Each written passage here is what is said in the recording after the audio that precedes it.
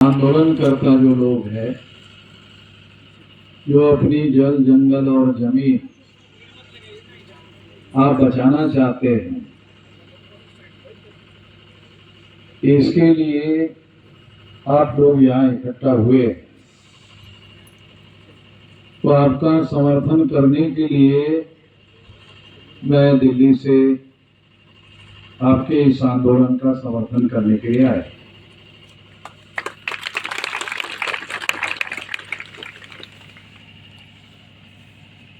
ये धर्मो एका साहब है, ये भी इसी तरह का उनके क्षेत्र में आंदोलन चला रहे थे, मगर उनको भी कोई सफलता नहीं मिल रही। किसी ने हमारा नाम बता दिया, तो हमारा समर्थन देने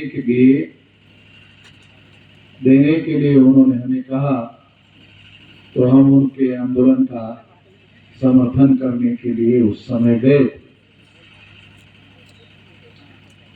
उस समय जाने के बाद फिर सरकार ने जो निर्णय किया था, हमारे उस आंदोलन के साथ जोड़ने के साथ, वो मामला वही समाप्त हो गया और इनको जीत हासिल हुई।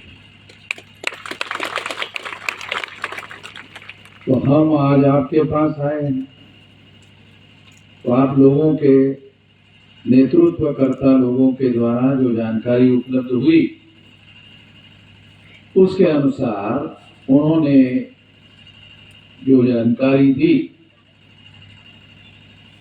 उस जानकारी में जो यहाँ के जिला प्रशासन के, पुलिस प्रशासन के लोग हैं, उन्होंने यहाँ के लोगों को, जो आंदोलन करता लोग हैं, उन्होंने, पुलिस प्रशासन ने उनको कहा, अरे वामन मेश्राम को क्यों बुला रहे हैं? उन्होंने उनको कहा, बात सुना अभी, कि उनको क्यों बुला रहे हो? तो प्रशासन को मालूम है कि वामन मेश्राम जब कोई मामला हाथ में लेता है,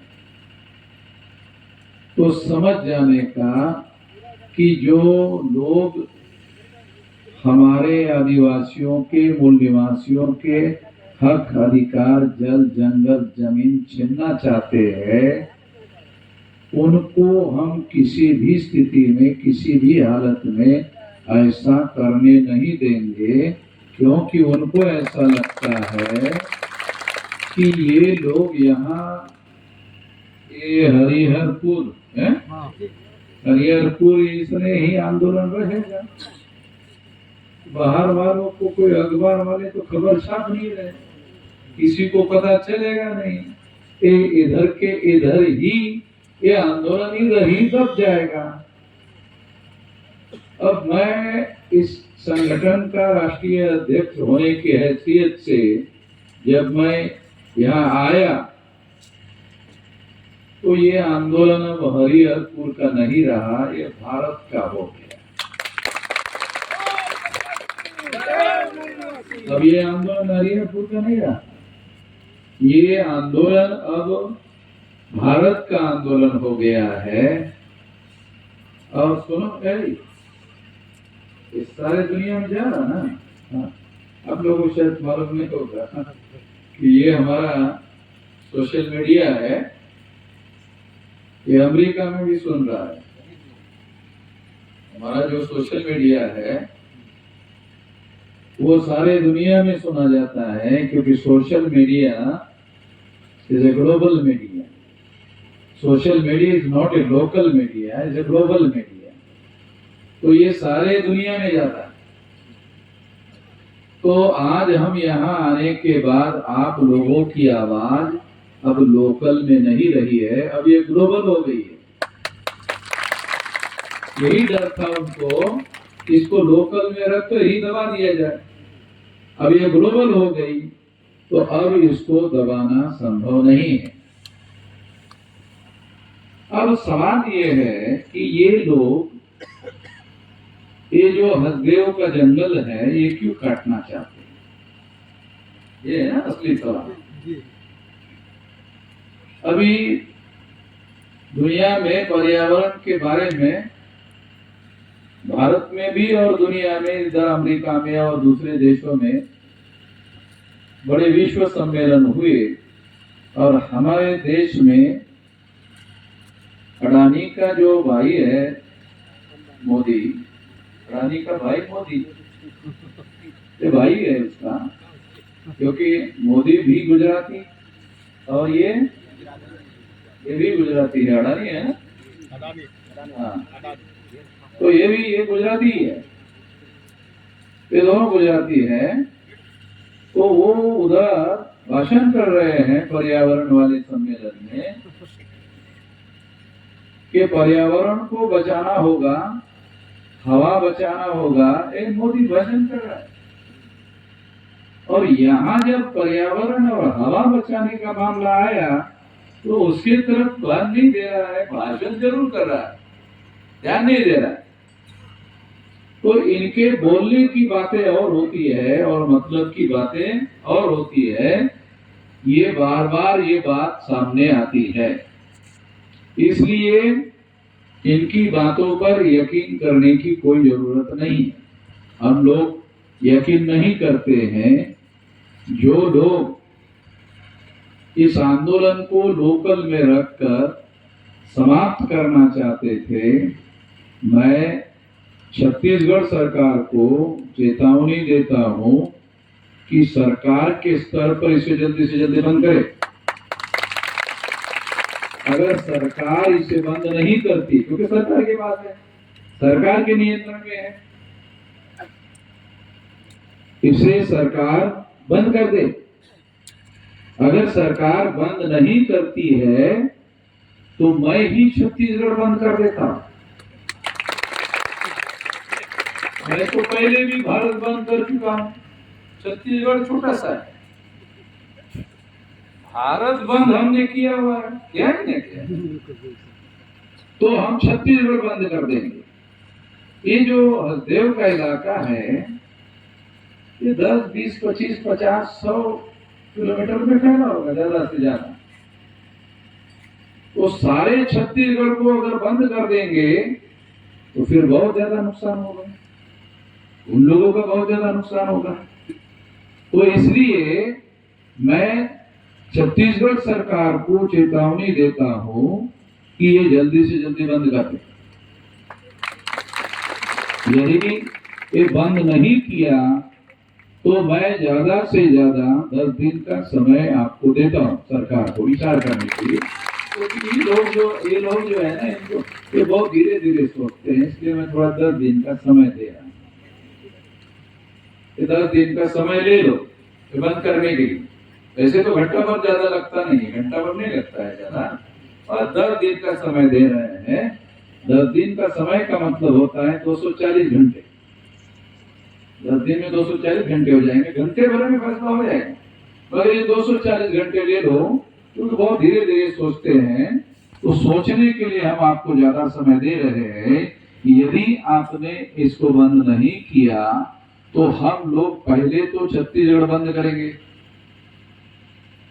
पहले तो हम लोग छत्तीसगढ़ बंद करेंगे। छत्तीसगढ़ में जितने जिले हैं ना, सारे जिले में हमारा संगठन है। और फिर उसके बाद में इस इशू को अगर आपने नहीं माना तो इस इशू को सारे देश भर में ले जाएंगे। 22 राज्यों में आदिवासियों का संगठन है ना, 22 राज्यों में आदिवासियों का संगठन है। और हमारा वाम से भारत मुक्ति मोर्चा, बहुजन क्रांति मोर्चा का संगठन 32 राज्यों में है। तो अब ये मामला, दूसरी एक बात, ये मामला अब केवल आदिवासियों का नहीं रहा है।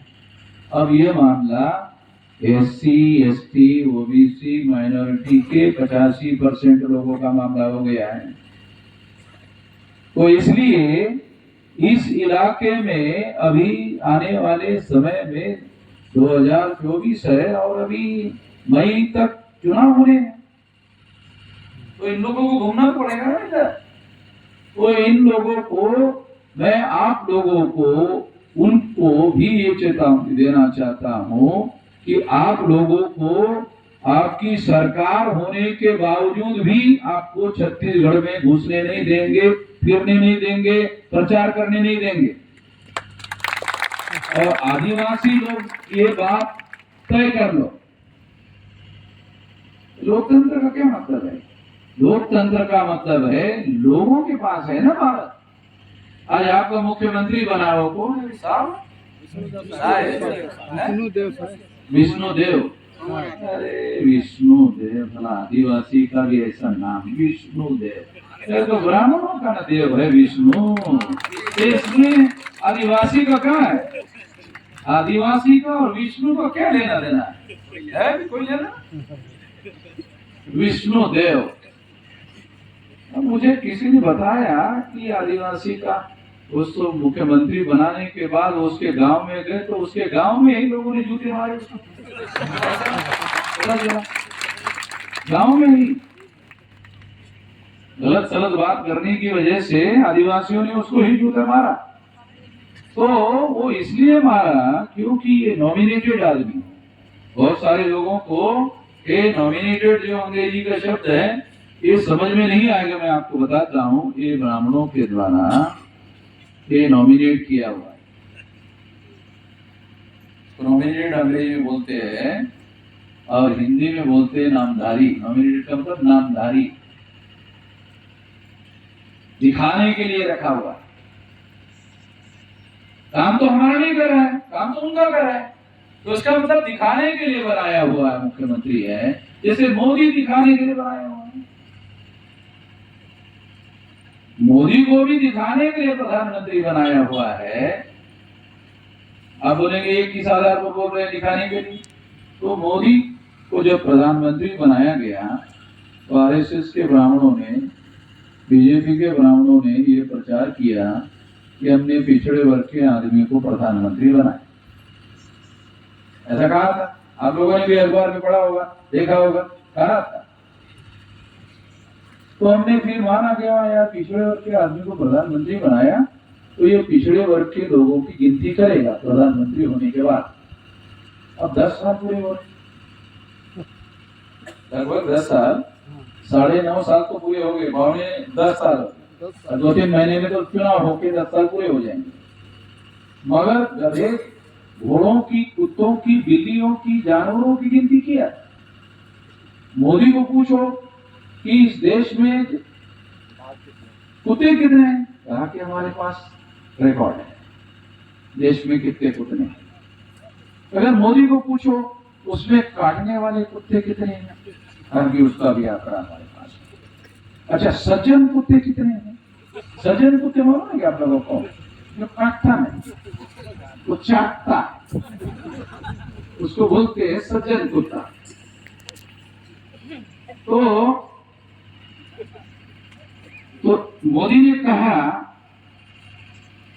अरे ये तो हमारे बिरादरी के लोग हैं भाई, इसकी तो संख्या तो हमारे पास है ही है, ये तो है ही है हमारे पास में। मोदी के पास पिछड़े वर्ग के लोगों की गिनती कितनी है वो भी पता है, आदिवासी गिनती है कितना है ये भी पता है, सब गिनती उसको पता है। मगर जब प्रधानमंत्री बने तब उनको कहा गया अरे भाई फिर सारे देश भर में गिनती करने का काम जो है हर 10 साल में होता है, तो अभी 2024 चल रहा है, 21 में होना चाहिए था। 22 हो गया, 23 हो गया, 24 आ गया, अभी भी गिनती नहीं कर रहा।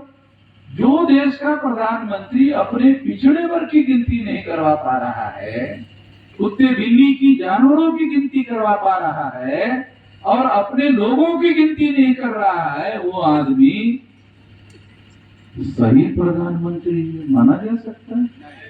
ये तो नामधारी है। अब आपको समझ में आ गया होगा कि ये कामधारी नहीं है, नामधारी है।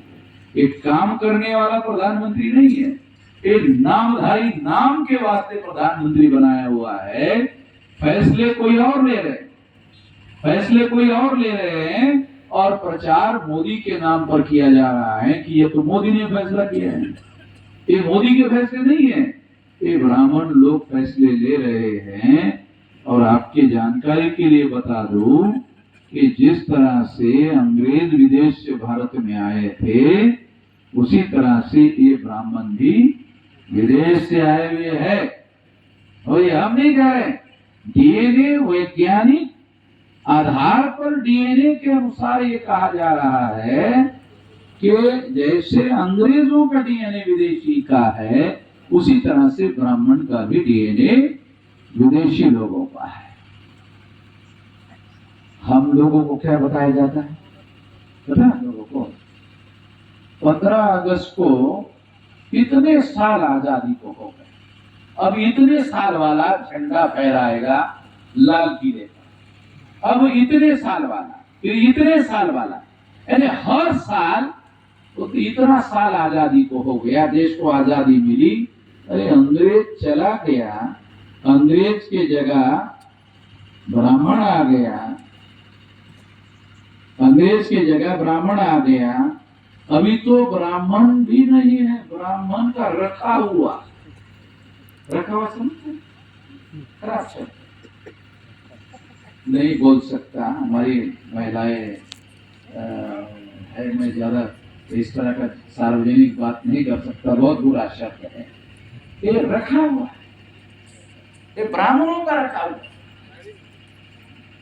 तो इसलिए ऐसे आदमी को प्रधानमंत्री बनाया जाए। तो कुछ लोग ऐसा कहते हैं कि आप तो इतना सख्त भाषा में मोदी के विरोध में बोलते हैं, वो अरेस्ट क्यों नहीं करते? गुजरात में मुझे अरेस्ट किया था, ऐसा नहीं कि नहीं किया। मैं अभी छत्तीसगढ़ तो मोदी का स्टेट नहीं है ना, गुजरात मोदी का स्टेट है, वहां हमको अरेस्ट किया था। तो रात के 2-3 बजे असिस्टेंट पुलिस कमिश्नर हमारे पास 2-3 बजे रात में, और हमको कहने लगा, असिस्टेंट पुलिस कमिश्नर कहने लगा कि सरकार कह रही है ये गलत हो गया। हमें क्या गलत हो गई? कि आपको अरेस्ट किया है, ये गलत हो गया। क्यों? हमको अरेस्ट किया तो सरकार को गलत क्यों लग रहा है? तो खुशी मनाते नहीं, सरकार को ऐसा लग रहा है कि ये निर्णय गलत हो गया है, वामन मेश्राम को अरेस्ट नहीं करना चाहिए था। क्यों? सारे देश के पुलिस चौकी को घेर लिया उनके लोगों ने, सारे देश के। क्यों घेर लिया? हर जगह संगठन है हमारा, है? हर जगह संगठन है, तो हर जगह हमारे लोग जो है पुलिस चौकी को घेर दी। वहां के इंस्पेक्टर ने, गुजरात के इंस्पेक्टर को टेलीफोन किया, अरे तुमने क्या किया भाई, ये इधर हमारा सरदर्दी बढ़ा रहा है, तुमने गुजरात में गलती किया, सदा इधर हम लोगों को बिहार में, बंगाल में, उत्तर प्रदेश में, झारखंड में, उड़ीसा में और तमाम राज्यों में हमारी सरदर्दी हो गया, क्या कर लिया?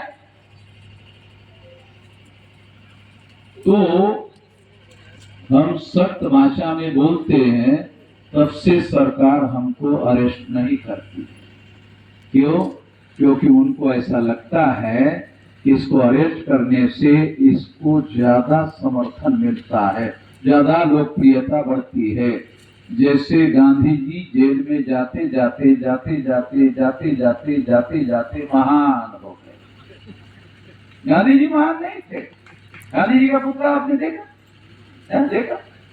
अगर आपने गांधी जी का पुतला देखा तो उसकी टांगे देखो, सिंगल हड्डी की है, सिंगल हड्डी की टांग है।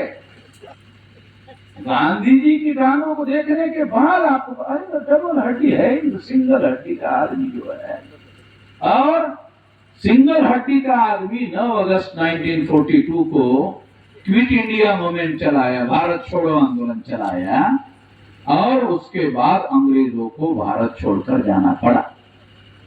अगर इन लोगों ने इसी तरह से अन्याय अत्याचार हम लोगों पर बढ़ाते रहेंगे, वैसे यहाँ देखो, यहाँ बहुत सारे लोग आए हैं और हमें पता चला कि 10-15 हजार लोग वो बहुत सारे लोग इसके पहले भी इकट्ठा हुए हैं।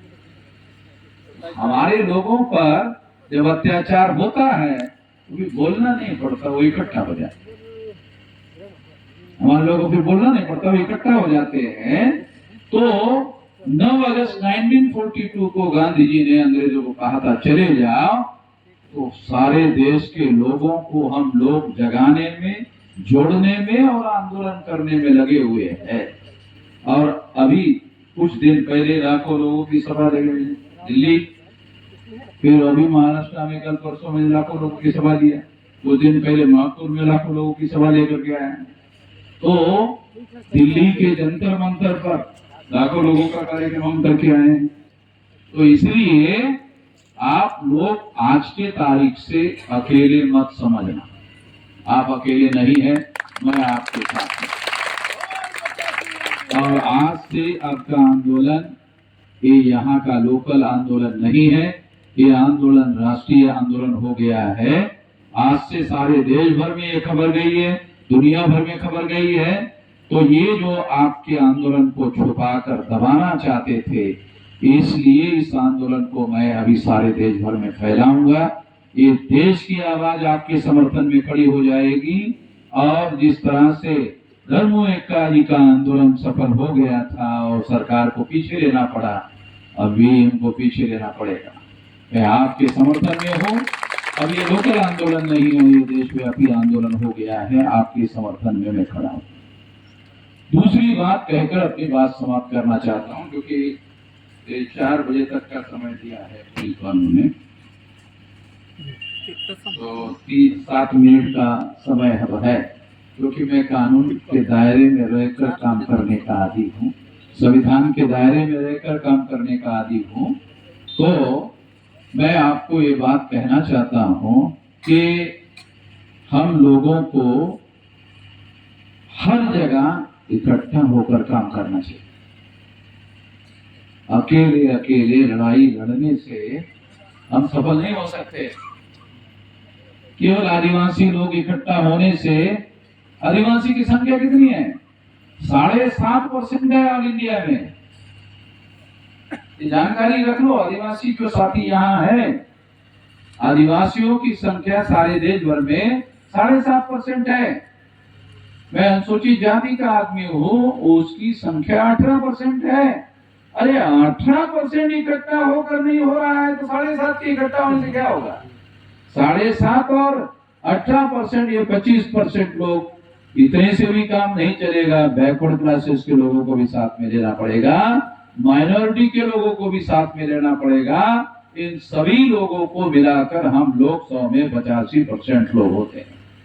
और ये 85% लोग अगर जगा कर जोड़ लिया जाए और उसमें से 30-40% लोग ही अगर मैदान में उतरे, तो ये आंदोलन केवल सड़कों का ही विशाल आंदोलन नहीं होगा, बल्कि आने वाले समय में ये जो चुनाव में ये लोग जो हमारे लोगों के ऊपर अपना राज स्थापित करके गलत फैसले करते रहते हैं, ये जिनको उन्होंने ये खदान दिया है, ये उनसे पैसा लेते हैं, ये उनसे पैसा लेते हैं और हमारे आदिवासियों पर आरोप लगाते हैं।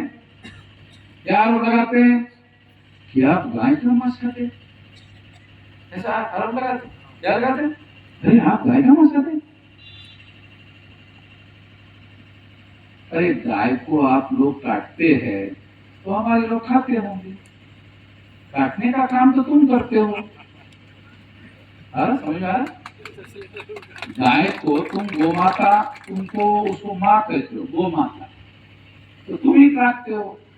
विदेश में जितना भी गाय का मांस एक्सपोर्ट होता है, ये तो तुम लोग कर रहे हैं। कोई आदिवासी विदेश में भेज रहा है क्या? नहीं। गोमाता को काटकर विदेश में एक्सपोर्ट कर रहा क्या? ये विदेश में एक्सपोर्ट करने वाले जो लोग हैं, राजस्थान के और गुजरात के जैन मारवाड़ी लोग, इधर भी होंगे जैन मारवाड़ी, ये गुजरात और राजस्थान के जैन मारवाड़ी लोग हैं जो ऐसा धंधा करते हैं। और जैन लोग कौन से धर्म को मानते हैं?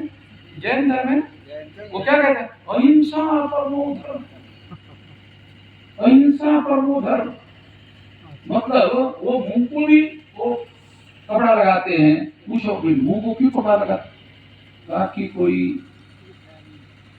जीव जंतु जो आंखों से दिखाई नहीं दे रहा वो अंदर ना जाए और हिंसा ना,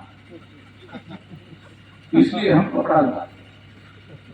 मगर यहाँ तुम लोग गौ माता को काट रहे हो और गौ माता को काट कर विदेश में एक्सपोर्ट कर रहे हो। जितना भी गौ माता का मांस विदेश में जा रहा है ये जैन मारवाड़ी लोग काट रहे हैं। ध्यान रखो, बहुत खास बात बता रहा हूं। जैन मारवाड़ी लोग गौ माता को काट कर विदेश में एक्सपोर्ट कर रहे हैं और वो जो जैन मारवाड़ी है ये बीजेपी को, आरएसएस को चंदा देती है। तो इसका मतलब है जो लोग आप पर आरोप लगा रहे हैं कि आप गोमांस खाते हैं, अरे तुम काटना बंद करो, हम खाना बंद कर देंगे। तुम काटते हो, खाना मौलिक अधिकार है। कौन आदमी कौन सा खाना खाए, ये तो संविधान में लिखा हुआ है। कौन आदमी कौन सा खाना खाए ये उसकी आजादी। अगर कोई आदमी घास खाना चाहे तो सारे घर घास खाए, हमें क्या लेना देना है? अगर कोई आदमी नहीं भाई हम तो शाकाहारी है और हम लोग घास खाएं, खाओ, हमें क्या चाहिए? दूसरे लोगों को भी आप लोगों को एतराज नहीं करना चाहिए कि आप क्या खा रहे हो। तो इसलिए आप लोग गौ माता को काट रहे हो और उसका मांस जो है विदेश में एक्सपोर्ट कर रहे हो और उससे जो पैसा कमा रहे हो उस पैसे से बीजेपी वाले, आरएसएस वाले चंदा ले रहे हैं। इनडायरेक्टली आरएसएस और भाजपा वाले गौ माता को काट रहे हैं। वो गौ माता को काटने वाले लोग हमारे आदिवासियों को कह रहे तुम खा रहे। ब्राह्मणों के धर्मशास्त्रों में ये लिखा हुआ है, हमारे पास हमने रिजर्व करके रखा हुआ है कि प्राचीन काल में ब्राह्मण लोग गोमाता का मांस खाते थे। ब्राह्मण लोग खाते थे। ये बाबा साहब अम्बेडकर ने रिटेंशन हिंदुइज्म की किताब में लिखा हुआ है। किसी ब्राह्मण ने बाबा साहब अम्बेडकर के ऊपर केस नहीं किया। तो कहे अम्बेडकर पर केस कैसे किया जा सकता है? वो तो महापंडित आदमी है और फूक मार के उड़ा देगा। है वो बैरिस्टर है, संविधान लिखने वाला आदमी, सारा कोर्ट में भी उसी की बात मान लेगा। तो इसलिए ये लोग झूठा प्रोपेगेंडा हमारे लोगों के विरोध में करते हैं। यही सारे समस्या का जड़ है। देश में समस्या का जड़ यही है।